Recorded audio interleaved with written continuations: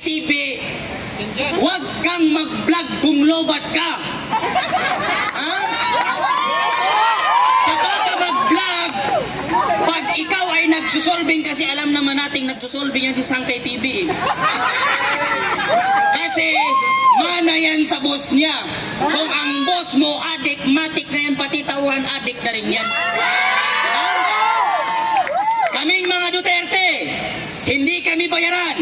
Loyal kami, handa kaming magpa-drug test dito mismo kasama ang aming Baby Sara Duterte at ang aming Ferdinand. Ha?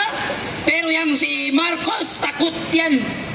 Takot yan magpa-drug test kasi kahit hindi mo yan ipa-drug test, halata naman. Tignan mo naman kung paano magsalita pag in-interview. Grabe na yan. Grabe na itong Pangulo natin. Na? Grabe na. Tapos yung TV5 naman kung magbalita, fake news. Mga kupal ba kayong media? Ha? Anong klaseng pinapalabas nyo? 100 lamang po ang nagrally. Andun sila patay gutom. Anong patay gutom? Araw-araw, minu-minuto, oras-oras, Jollibee ang dumarating dito. Kahit ang mga OFW sa UK nagpapadala ng tulong, suporta. Eh yung mga kalaban natin dyan nagrarally, pinaglalaban yung bangag, kayo yung mga bayaran. Kami dito, walang bayaran dito. Ginagawa namin itong kusa. Lahat kami dito naggastos. Pera namin ang ginamit namin papunta dito. Pamasahe dito. Di ba? Okay. Eh sila, hindi yan sila gagalaw pag walang pera. Bakit? Halata naman na pera lang ang nagpapagana sa kanila. Tignan mo si Martin Romualdez. Ang tiyan niya parang tiyan na ng kalabaw. Ha? Grabe na yan si Martin Romualdez na yan. Tapos, nung siya'y nagbigay ng ayuda, halatang adik. Alam mo niya,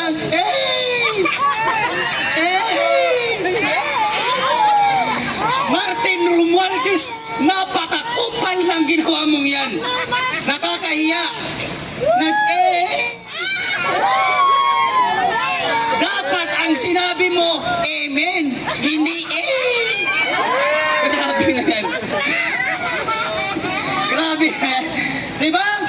Tignan mo naman niya ang asawa ni BBM na parang zombie kung maglakad. Akala mo prinsesa kung maglakad. Hindi parang palakay, para talagang zombie na. Parang penguin talaga. May nalalaman pang pagaon-gaon. Robot naman parang penguin. Ha? Grabe na talaga. Kaya, tinatawagan ko ang mga kapwa ko mag-aaral, mapapublikong eskwelahan o mapaprivate. Halina't sumama. Sa rally tayo ay magtulong-tulong at ipakita natin sa sambayan ng Pilipino na kaya natin pabagsakin at pababain sa pwesto ang mga adik na nakaupo na mga crocodile na yan. Diba?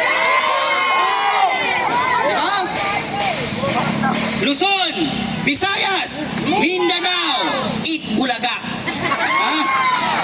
Nabudol tayo. Napakalaking pagkakamali. Kung hindi lang dumikit yang si BBM kay Sara Duterte, kahit kagawad man ang takbuhin yan, hindi man yan mananalo. Bakit? Tignan mo kung gaano sila kawalang hiya at kung gaano sila kawalang utang na loob sa Duterte. Noong namatay si Ferdinand Marcos, ilang presidente ang dumaan, yang tatay nilang yawa na yan hindi malibing-libing. Ngayon, naging presidente si Rodrigo Roa Duterte, ipinalibing ang kupal na tatay mo, Marcos. Ipinalibing ang tatay mo. Ngayon napalibing ang tatay mo at ikaw ang naging presidente ng Pilipinas. Wala ka mang utang na loob. Ikaw man yung unang bumira sa Duterte administration. Tignan mo ang pinagkaiba noong panahon ni Duterte at ngayong panahon ni Marcos. Nung nangampanya si Marcos, ang nanalo, taas noong nagsasabi ang 1 kilong bigas ay 20 pesos na lang. Ngayon siya ay naupo sa pagkapangulo. Ang 1 kilong bigas naging 60 pesos. Mas lalong mumahan, no? Tapos ano ang naging mura? Ang shabu, mura na ngayon. Shabu doon, shabu dito, shabu doon, red doon, shabu lahat. Bakit? Kasi bangag ang ating Pangulo, adik na adik pa rin ang pinamumunuan. At ang mga adik ngayon, hindi na sila natatakot. Tinatawanan lang nila ang presidente. Bakit nila tinatawanan? Kasi ang presidente mismo pag inu-question, tinatanong about sa mga problem ng community, ng bansa, kumakamot ng ulo. Kay walang alam. Mr. President, anong dapat nating gawin? Kasi sa Bicol, namamatay ang mga tao, nilulubog ng baha, abay, lumingon ang kupal. Ano bang dapat nating gawin? Ikaw ang presidente tapos hindi mo alam kung paano mag-solve ng community? Hindi mo alam kung paano magbigay ng solusyon sa mga pinamumunuan mo? Dapat pala ang ginawa mo, nag-farm ka na lang. No? Dapat yun na lang ang ginawa mo. Kasi hindi ka pala marunong mag-solve ng problema ng bayan. Kaya ang dapat mong gawin, bumaba ka na dyan sa pwesto. Sapagkat hindi kami titigil hanggat hindi ka bumababa sa pwesto. Ngayon, walang bayaran dito. Walang gutom dito. Tingnan nyo naman ang mga tiyan namin, lumalaki na, lumulogo na ng Jollibee. Jollibee! Duterte tayo! Ngayon, sabayan nyo ako kasi kahapon meron din tayong ginawang kanta. Ngayon meron na naman tayong bagong kanta. Pag sinabi kong bangag, sabihin nyo, Marcos, bangag! Bangag! Pag sinabi kong bangag, sabihin nyo, Marcos! Bangag! Di ba? Bagong presidente, bagong balyo. Walang prinsipyo, walang isang salita. Si Marcos yan, si BBM, bangag na pangulo. Di ba? Noong panahon ni Tatay Digong, napakaganda na ipagmalaki mong isa kang Pilipino. Pero ngayon, nakakahiya na isa kang Pilipino dahil sa namumuno sa atin. Walang alam. First time pa lang na pagkaupo sa pagiging presidente, ang ginawa, pumunta ng ibang bansa. Nakikasal pa dun sa kasal ng anak ni Sultan Bulkiah. Di ba? Paano kaya kung ang inabutan niya yung Marawi City? Di ba? Ano kayang gagawin niya? Pupunta sila ng New York City, magbabakasyon. Tingnan mo si Tatay Digong, anong ginawa? Pumunta ng Marawi, nakibarilan pa. Di ba? Tapos kung dumating ang COVID-19, doon mo makikita kung gaano katalino at kagaling ang namumuno sa ating bansa. Kung si BBM lang yun, sigurado ako, siya ang unang mamamatay ng COVID-19. Grabe na ba yan? Kaya ito ang pananawagan namin sa inyo, Mr. President, at pati dyan sa kasama mong si Martin Romualdez, Tambaloslos, bumaba na kayo sa pwesto at kung maaari, humanap na kayo ng ibang bansa sapagkat hindi kayo nababagay dito sa Pilipinas sapagkat kayo ay isang malaking sagabal at malaking nagpapahirap sa ating bansa. BBM, naghihirap na ang ating bansa, naghihirap na ang mga Pilipino sa kahirapan na hindi mabigyan ng solusyon dahil sa inyong mga politika na mga buwaya. Kayo lang ang nakikinabang, kayo lang ang nagpapakasarap, kayo lang ang nagpapakasarap dyan sa gobyerno. Bumalik na kayo sa Hawaii. Natutulog kayo sa aircon. Ang mga tao natutulog sa lansangan. Kumakain kayo ng kung ano-ano. Tignan mo ang mga butante na bumoto sa'yo. Halos tain na ng aso ang kainin niya sa sobrang kahirapan. Bakit? Ang mga binuboto natin puro adik, puro kurap. yung mga congressman na yan, yang si Pato na walang alam kung hindi. Yes or no? Yes or no?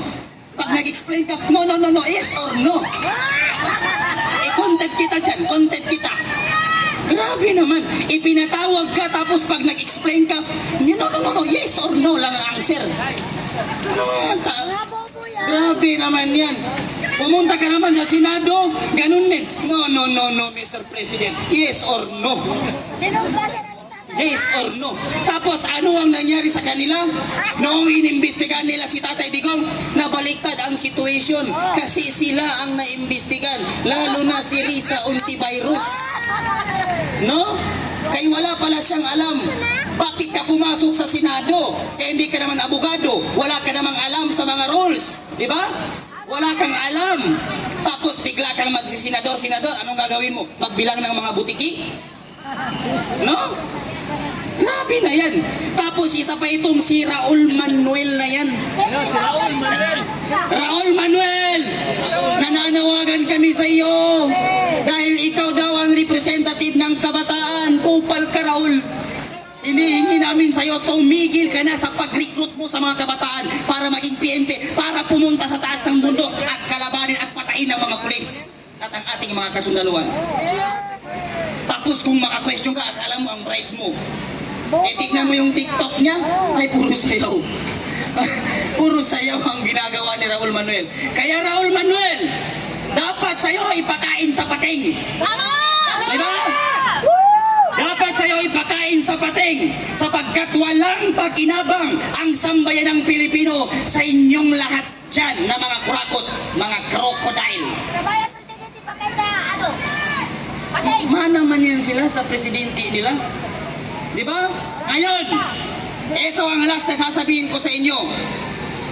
Pag ang isang tao galit kay Duterte, matik na yan, adik yan.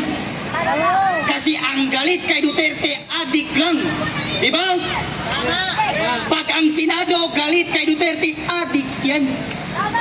Kaya kung sino man ang galit kay Duterte, ako na nagsasabi sa inyo, matik na yan, adik kayo.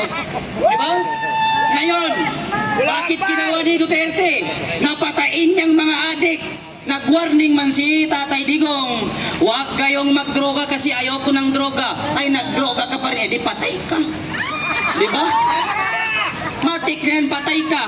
Kasi binalaan ka ni Tatay Digong, ayoko ng droga. Ay, nagdroga pa rin ang kupal. O, di patay ka. Isang bala ka lang. Diba? Ngayon, bakit niya ginawa na patain yon? Kasi ang pinoprotektahan ni Tatay Digong, tayong mga kabataan. Kasi pag hindi niya ginawa, na yung mga matatandang adik, hindi patayin. Matik na yan, pati yung mga next generation, magiging adik na rin sila. Sapagkat ang nakikita nila ay adik lahat. Matik na yan, pati sila mag-a-adik na rin. Kaya tayo ay magpasalamat ng mga kabataan at naupo at binigyan tayo ng Panginoong Diyos na isang matalino at magiting na presidente. Yan ay si Tatay Digong at isusunod na natin ang mas matalino kesa kay BBM. Walang iba kung hindi si VP Sara Duterte na siyang magiging ating Pangulo dito sa Pilipinas. Huwag nating hayaan sa 2028 na tayo ay bumoto sa mga kritikong tao, sa mga adik na tao at sa mga buhayang tao na yan, mga kapatid. Hanggang dito na lamang. Thank you.